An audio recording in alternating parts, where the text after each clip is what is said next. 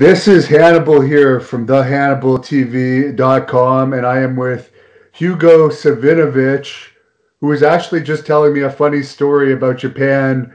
They would often mispronounce your name there. Yes, he would go into the dressing room. The announcers would always go into the dressing room. Hugo-san, last name. I say Savinovich, and he would say Savinovich, Savinovich, and then it was live. And as soon as he went to say Hugo, he would say Savinovich, and this was live back then, So it was always like I knew it was coming, so it was funny.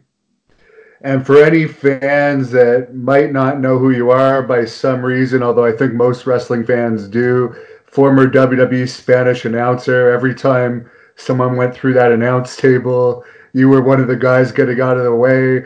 WWC Puerto Rico commentator, AAA, backstage Lucha, work. Lucha Underground first season also.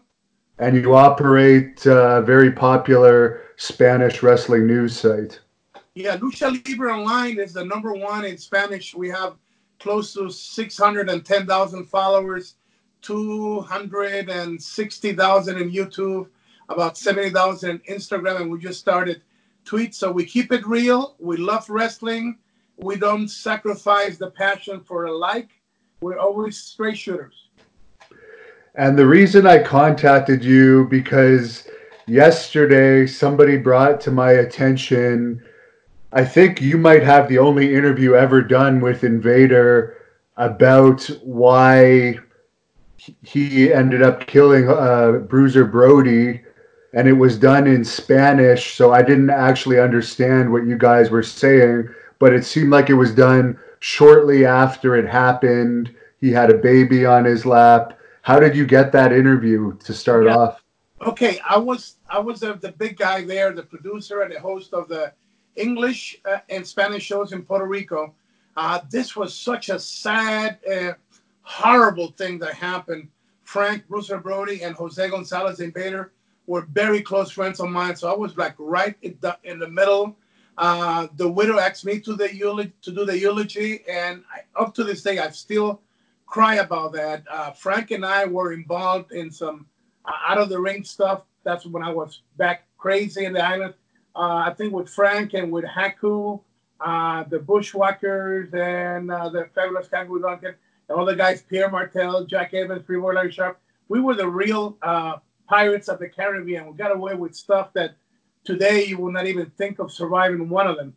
So when this tragedy happened, it just shook the whole wrestling foundation. Wrestling was the hottest thing in Puerto Rico, and when Frank was killed, it was horrible from the human aspect, from the industry. There was no winners here, and I just told Carlos and Javica, I said, listen, we cannot ignore this thing. It's just like until tonight, finally they changed the graphic of Goldberg facing Strowman, which was ridiculous because I think it was an insult to the fans, not saying, hey, Roman couldn't make it because he was in the building, but he didn't want to take a chance of his health. So I said to them, I would like to do a promo, and I called Jose and I said, listen, I would like to do one.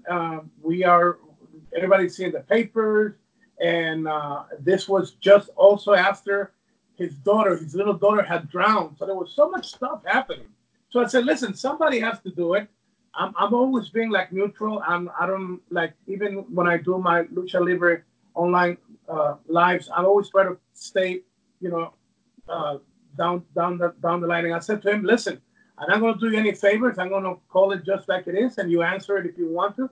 And when I asked him, I said, they haven't seen you in wrestling, and the case was going to go to trial. Then I believe that was the same week that it was already on trial. I'm not too sure, but I said, give me a chance. That was uncut. It was unedited, and the lawyer, I guess, wasn't too happy that he did that with me. But I think I was fair. So I did that, and I said, well, we've seen the pictures in the newspapers and all of that. I said, what is what is happening? And he just answered. He said, you could check my police record. I have never been even arrested, never was involved, always been just a wrestler. And when the case is over, I'm going to be an innocent man. That's what he said. And I asked him a couple of things about he not being wrestling, and he answered plain. He wasn't nervous. At the time, I was a little bit concerned because of the fact that when he mentioned about, listen, I've been going through a lot of things, and people know that my daughter drowned, and I lived in the same area. It was a gated community, and when they were celebrating the birth, they're going to celebrate the birthday, they were painting it was called North Mansions. I lived on the other side, and for 1 minute, that's like the family from Stu Leonard, that they have all this ads because they said 30 seconds, you might lose your kid forever. And they were doing all this. And then he thought that she was watching the little girl, and she thought the same thing. And then she gone, and he just went through the whole neighborhood carrying the baby. So I knew it was a very delicate situation. And like I said to you before, Frank and him were my friends. I'm not excusing what happened. It was horrible. It should have never had happened. And I believe that if Jovica and Carlos were not happy with whatever Frank was doing, Frank was like in the old Western movies, when one of the shooters comes in and he just takes everybody out. And trust me, went with him so many things that we should not be alive. Myself and with Haku also. So it was a matter of just having him finish. I thought the way it should have happened, it should have been just finish the weekend and then just don't book him again. But the way this was driven, I believe it was not about just the one thing situation. I think this went from the old WWF stuff, and something happened there. And when I interviewed him, I asked him, and he said, I'm innocent, and I did not dig for but a follow-up question on that. I just said, and what's going to happen now? Are you going to retire? Because remember, when this happened, it was just going to court, and he said, first we have to go to court, and I believe that I'm going to be innocent. And of course, as we saw it happen, the jury found them not guilty. But at the time, this was very, very, to me, it was very emotional because of the fact that I was talking to the man that was there, where him and Frank were together in the shower, and Frank is no longer with us. So, like I said to you, this up to today, starting 3 months into 2020, fourth month, I still have nightmares about that because I just think it should have never had happened, and it was just a horrible, horrible situation. And in Puerto Rico, up to today, has nightmares about that. And I don't believe, regardless that Jose came out innocent, that he should feel like that was it, because we're missing somebody. And as a human being, you can never be content just being out of the court. There was one of our guys that is no longer with us. So I don't think wrestling was the same in Puerto Rico. I worked so hard to get it going again, and I did as a producer and a microphone guy and the narrator and all that. It took me about a year and a half. But I think up to today the wound is still open, and I'm always, even when I talk to Jose, I'm always careful when I do anything with him that I don't like any blood angles and stuff like that, because I believe that it just brings back so many memories. I'm very careful about doing anything with him in Puerto Rico because I think the island has been through so much stuff. Everything is in peace. They have had a hurricane. Now they're going through this stuff. So I would only do this with you. If you check, I very seldom talk about this because it is just a no-win situation. And then so many people tell you stories in a documentary, and documentaries are in the business of making money. And I wish that some of the companies will have the writers that the documentaries have, because we will have better storylines. It insults me to see what they put there when I just explained to you that it was an old stadium thing with the cages where baseball players sit, and then there was a big wall and a double glass window door that you have to go open it up So the tight. door was double glass. That was one thing that we had wrong, right? With Dutch, you Yes, said the door was not plastic, so you could just see light through it, though, that's right? it. That's Yeah. it. So you could hear a noise, but with these guys that they tell you all this crap, they just want to be like part of the story.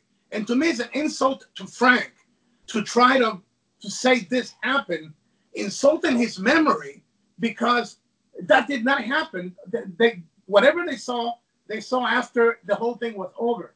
They never got the weapon. Nobody has ever found the weapon. Nobody could see. Only two guys knew what happened. One is with God right now, Frank, and the other one is Invader. And of course, he was found not guilty. So to me, it's an insult when the other guys tell stories. How could you? The only other guy that actually heard from Frank was my friend, the commissioner, Dr. Hector Gonzalez, who is a honest, decent man. And he called me crying because we only had like beepers at that time. And he was crying. And I had done an interview early. I left because I usually, with my job, I would work like to 4, 6 in the morning and I was the only guy that could get away with using the newscast from Noticentro to do like bring one of those old tapes and put in a part so we could have the angle for the Sunday show. And the ratings were so good that I had permission from the owners that they had to let me use that, and they put the tape and I will do the play-by-play live onto that. So I will do an early interview and then take care of that video and get up and then make sure that at 11 o'clock in the morning I was at the studio of the station. So when the segment came, I already had the tape ready. They'll put live, and I will do that stuff live. So when I'm home, I never thought that this phone call was going to tell me that I cried. And he said to me, Dr. Gonzalez, my friend told me, Frank said to him, tell my wife and my kid that I love them. And that coming out from Frank, was a very rough guy, but when he loved you, he loved you. As a matter of fact, I have the story on my book. It's not in English yet, it's in Spanish. And, with my wife's death, I don't know when I'll be able to do it in English, but I'll give you this scoop about the story. I was doing the babyface angle, and I was working the main event with Carlos Colon against Barabbas, who had stolen my troop of guys. And it was Bruiser Brody and Barabbas against Carlos Colon and myself. And at one point, I thought a crazy idea. He was working the trapeze muscle, how tall Frank was. And I just thought it was going to be funny. I went in and I bit Frank in the ass. I bit him. And it wasn't like a work. It was more like, like a shoot rib, but playing with fire, and he was like one of my closest friends. And when I did that, he did not think it was funny. And he said, Hugo, I'm going to kill you. I knew he was going to kick my ass. So I tried to stay away from him the whole time. And he was after me. Frank he told me how to do those Japanese squats. And he had me doing like 700. Frank will do like 1,500. This guy was unstoppable. The only other guy that could really stop him was Haku, and I was managing Haku. And I saw those guys going at it, that it was like when you are the manager, you're right next, you see those chops, the punches, the chair shots, those were animals. So I knew what was coming to me. So I was running for my life. Carlos Colon got in the middle, intercepted him. But he was so upset, he got Carlos against the ring post, and Carlos told me to go home. So I did a couple of Mexican topes, did the top rope flying body press, 1, 2, 3, and I should have known that something was happening. But the whole Coliseum of Guaynabo went like a silent, and it was Brody with the old heavy metal chair. He hit me in the back so hard that it was like, one of those Richard Pryor jokes or Eddie Murphy where like your legs say goodbye. My leg said, okay, we're not going to be with you, Hugo. Bye. And it was just like a short circuit, boom. And from there, and they had to carry me into the dressing room. I couldn't get up. He went to the dressing room and he held my face and said, sorry, but you were effing with me. And, I don't like that. And for like, I don't know how many years I had I was just going to like some kind of a paralysis with a steel shot, so I know how Frank will do. So there were so many memories on that, and like I said, the widow told me to do the eulogy that I have so many mixed feelings about this. I love Frank. I have love for the invader, and it's just a horrible, horrible, horrible, horrible situation. You wish you could go back and somehow like change it. Like if you were booking a finish and just said, no, this should not happen. But it did happen, and it should have never happened. And this is what I teach the guys that are taking over the business, the new guys that have the money but they don't know about our business, that they should always be careful to see when you're having personal rivalries in the dressing rooms. You got to stop it, because some of these guys, they love to instigate this crap.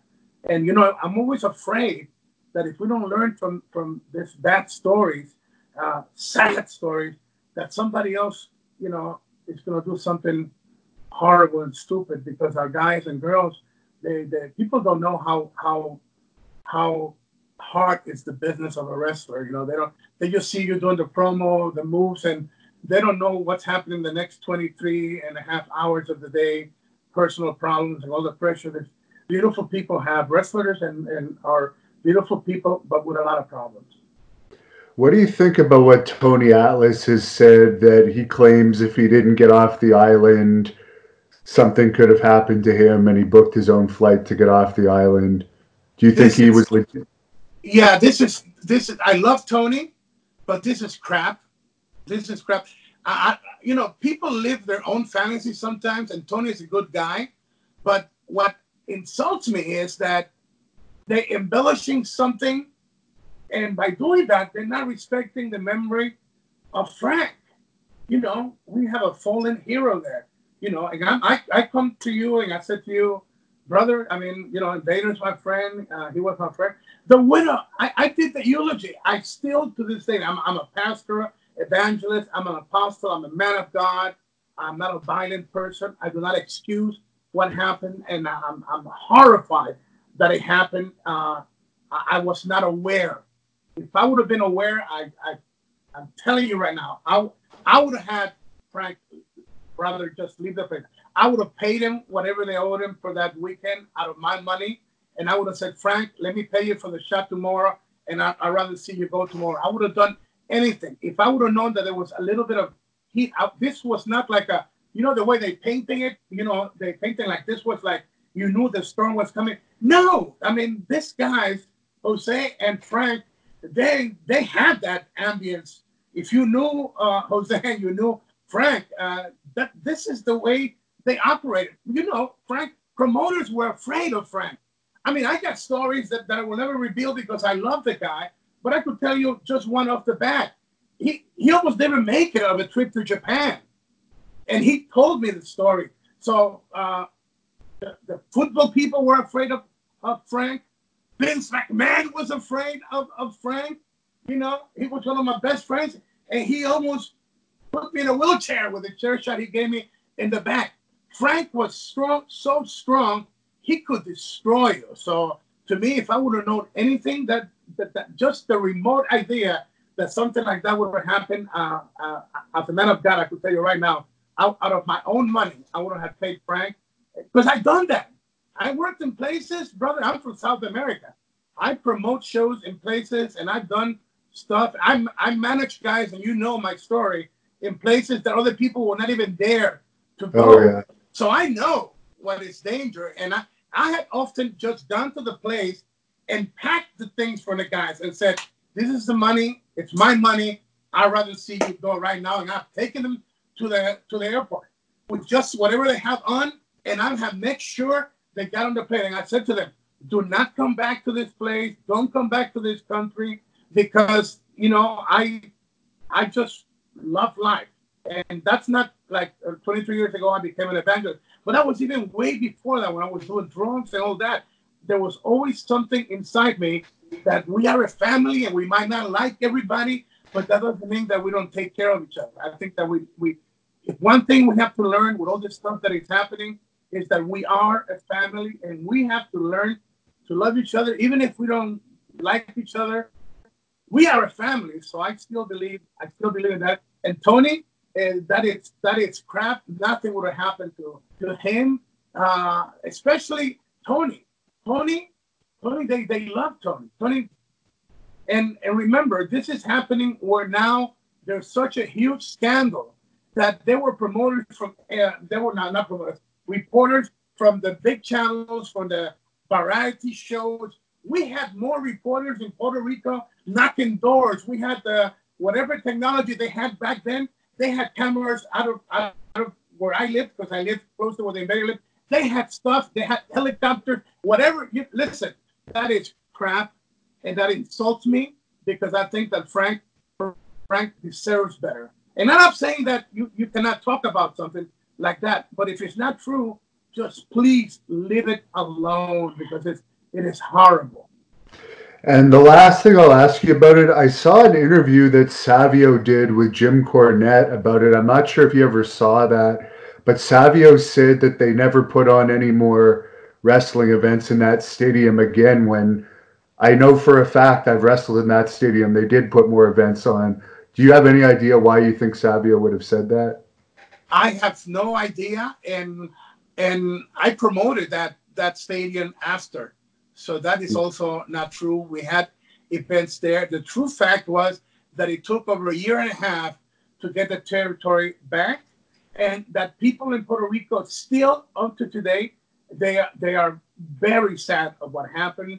And at any place where you have a court and a decision and the jury found them innocent, is innocent. Has people forgotten it? No. Was there any way that the company could have stopped it? I believe Javica and Carlos could have stopped it by just paying Frank before that last shot, and just not have him back, because when you don't have peace, it's something that's going to happen. And I'm not saying that you should have a crystal ball to foresee something bad that happened. But if they knew the information that things were that bad, which, like in my case, I was there at 7:00 before I left, and at 7:00 I was doing stuff, and I did not see anything. I talked to Frank that same night, and as a matter of fact, we had some other conversation that I cannot talk about it, right? Should not be discussed. But anyway, it was just man to man, and didn't they drive to the town together the night before too, or something like that? Like, yeah, it was like, if there was something, to me, it's like, if anybody had any idea of what happened or what was going on, it was Carlos, Javica, and the Invader. And if they didn't stop it, and we didn't see anything like that, like boom, like there was going to be a storm happening. But I'm just saying that the only thing that I regret is that should have never happened. And I wish that they would have paid him and just not book him again. Because with Frank, once Frank made up his mind, he didn't care if you were Vince McMahon or Javica or Colon or the Invader or Hugo Sabinovich or Abdullah the Butcher or Stan Hansen, you name it, you F with him. And Frank only knew one thing, and he was going to go for you. That's it. When he loved you, he loved you. But when you mess with him, man, that's not the guy you wanted to mess with. And there were so many other stories that I was with Frank that I don't even know today how we walked out alive. That's what I tell you. I tell you things that the name of the movie Pirates of the Caribbean was little compared to what the guys, the wrestlers, the boys, and you worked there, that when wrestling was hot in Puerto Rico, you used to get away with stuff that was unreal. And Frank, they loved Frank. I think that Frank, as a crazy babyface, he could have done thousands and thousands of dollars for Carlos and Jovica. It was just such a horrible loss in every aspect that this was not dealt in a correct way. That's why I'm so careful when I'm in control of a company in a new territory, and that's the first things that I teach the new talent, the guys that are going to be the promoters and everything, not to let this crap start building, because once it starts building, you never know what's going to happen, and it's very, very sad. And it seems like today WWC Puerto Rico is pretty much all but dead from the pictures I've seen of some of their recent crowds. I don't even know if they had 100 fans. What's the status of them these days? The sad part is that Epico and Primo, Orlando and Eddie Colon, they are working hard. They got Ray Gonzalez back on, but they not Eddie and Orlando or Epico and Primo, but like Ray and the other guys are still thinking like 25 years ago, and we have a new era. And it's when you are surrounded by when you don't have one vision, it becomes a division, and that is the sad part. One of the worst production that you could see, and they are on the top station in Puerto Rico that is also seen in the States with WAPA America and on the Caribbean islands. But it's so sad that besides what I'm talking to you right now, I do not report on it, because it is so sad. And I spent like 15 years there and did nothing but money. And we created some of the greatest shows. The anniversaries were like before the WrestleMania started, we had the anniversario shows, and we had like 3 days and drawing 25, 30,000. I still have one that nobody has done at one night with the closed circuit and big old, antennas. We had the San Juan, Ponce, and Maya West, 3 simultaneous shows at the same night in closed circuit, and done over 30,000 fans, and used to sell out sometimes the Stadium Lubriel, that infamous stadium where that tragedy happened. Consecutive Saturdays sold out, and the shows were doing so much money, and Coca-Cola and all these big brands were paying so much money. And remember that when I was married to Wendy, that they were starting the Rock and Wrestling Connection with MTV. Vince Jr. wanted me to start with him. And I said, Vince, it's not a good idea, because, you have my wife as your champion. And then if we're getting the same checks from you, when you get upset with one of the two, you're going to fire the two of us, and then there's no checks coming in. And, as 3 years went by, that's what happened with the first screw job that it was in Montreal. It was the Spider Moolah deal with Wendy at the Garden.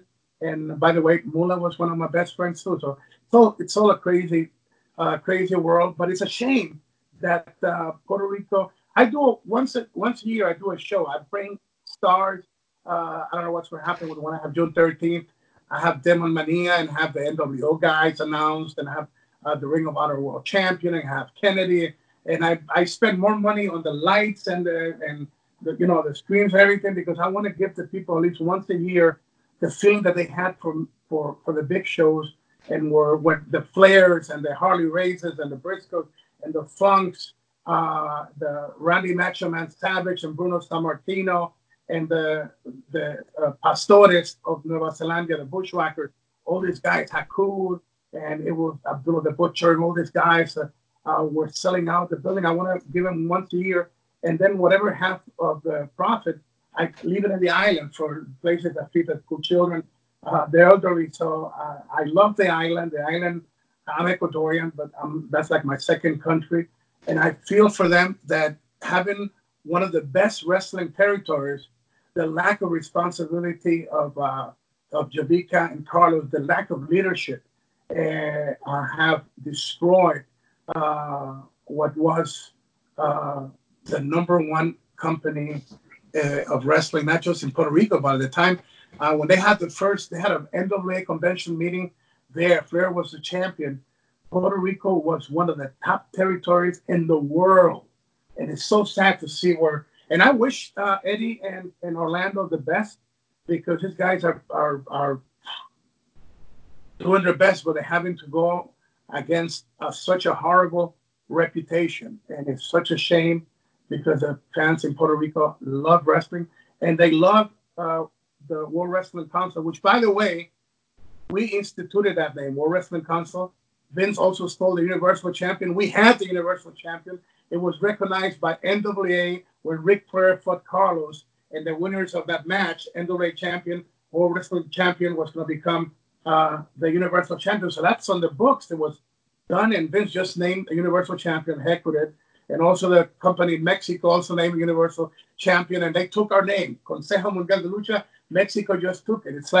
It's such a shame that, I mean, you got like 9 writers and just one brand, and you still got to steal something that it was already there for years. Just stupid things. What are your predictions for WrestleMania to close this off? I know you follow this for your own news.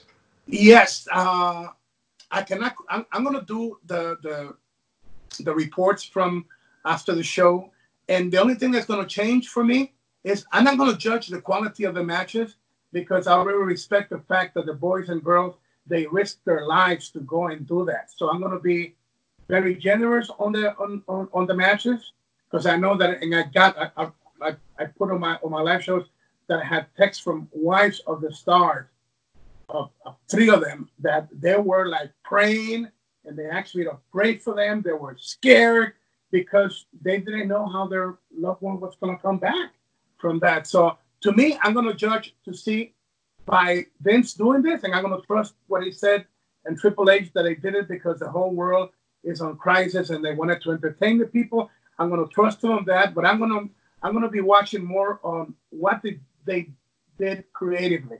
And I'm going to be very generous with the talent, because no people, all the pressure in the world. Some of the wives didn't want them to go there. So I'm going to be generous on that, and hopefully we'll be surprised. I'm expecting something good, a classic from Edge and Randy, because those 2 guys, like Stone Cold said, it's going to be an instant classic with a silent symphony. I think he said that in English. And how they produced the Boneyard match. Undertaker is always a pro. AJ is one of the best guys, good people. And see what they do with the Cena and Bray. And thinking that I know John, I hope that somebody has the heart to do the right thing for Bray. That's all I'm going to say. And the last thing as we close off here, Haku told me recently that he's not sure if he would still be arrested if he ever came back to Puerto Rico due to, I guess, some of his barroom antics there. Do you think if he came back, they would hassle him still, or is that forgotten? I don't think, because it's a Commonwealth, I don't think that has expired. The other things, I was involved with him in a couple of things. That guy saved my life. Well, maybe next time. There was a riot that Bruce Lee looked like a little kid compared to the stuff that my eyes saw Haku do. The cops went under the ring in this little town. I think it was Las Piedras, the name of the town. The Rocks, Las Piedras. And we did something. I come into the ring and we beat up Carlos Colon. And there was a riot, and the cops went under the ring. And they were coming into the restroom. The boys had left, because there was only like the last match.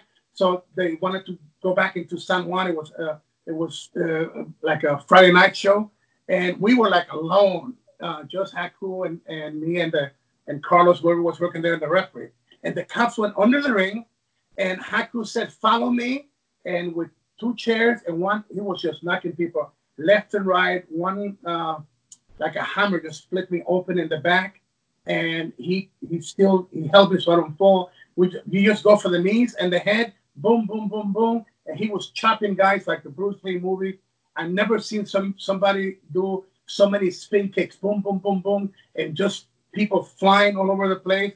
And he said to the car, I ran into the car, and like in the movies, I left the other open, and he was kicking people out, hitting people with chairs, and I pulled the car in. He just dove in the back of the car, and as we were pulling up, boom, boom, there was some shots, and the back glass just shattered, and we made it. We made it. That guy, I would put Haku against anybody. The guy with the biggest heart, but this guy is a killing machine.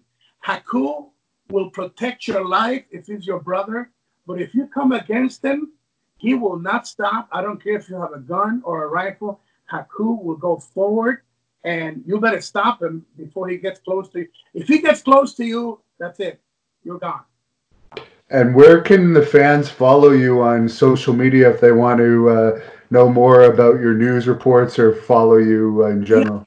Yeah. Like for instance, tomorrow or whenever whenever something happens with Raw, SmackDown, anything, any big event, you go to Lucha Libre Online. Of course, I do it in Spanish, but when they're chatting and it's an English question, I will definitely talk English to them, and we keep it clean. We're not in favor of one group. If something happens that it's great, we'll do the New Japan reports at 4 in the morning, or we'll do something from Mexico. And I'm always having interviews with Kenny Omega, with all these guys. I keep it real. I love the game, the wrestling game. I am not a hater. I love wrestling. I have no issues with WWE. I just want them to produce a good show, and hopefully they will do that tomorrow and Sunday. Very good, and I really appreciate you talking to us to clear some of that stuff up. And very sorry about the passing of your wife and all the hard times you've been dealing with lately. Yes, and that's what I keep doing. I want this this virus to be defeated, so I could go back. I got to make money. I got orphanages that I have to support. I got young kids. I am also the sponsor of the international women that are in jail in Panama. Because you got Americans, you got Europeans, that they don't have families there. So I am like their only connection to lady pastors that are from my council, and whatever they need. Don't ask me how, but we make it happen, and we make sure they have what they need every month. And so I need to work, because I don't have like a full-time contract. I only work when I produce and when I do the shows. And I'm also lately doing Spanish, the video game, the e-gamers. I'm starting to do that, and there's so much money in that. So I'm working on deals so I could be their worldwide Spanish play-by-play guy, and also TV and live events. There's also another project coming down. I cannot talk about it, but it's going to be in the States about wrestling, and soon you will hear about it. They're talking to me. So Lucha Libre AAA is going to be expanding. Be on the lookout. Conan and Dorian are working on more contracts with AAA and with the alliances with AEW. Of course, we missed out Rey of Reyes. I was going to do the play-by-play on Kenny Omega defending the Mega title against Laredo Kid, which is, when it happens, is going to be one heck of a performance. So just be on the lookout. There's more wrestling happening. It is not just AEW or WWE or Impact Wrestling or Ring of Honor. There are some good things happening around the world, and we just got to help these other groups to get better so we can have more talent and enjoy the future of wrestling. Thank you for watching the Hannibal TV. Please like this video if you enjoyed it, and click the subscribe button to not miss any of our latest shoot interviews, match videos, or news updates. Support us on patreon.com for $1.99 a month to watch our full shoot interviews ad-free and help our channel grow. Follow us on Twitter at the Hannibal TV for instant updates.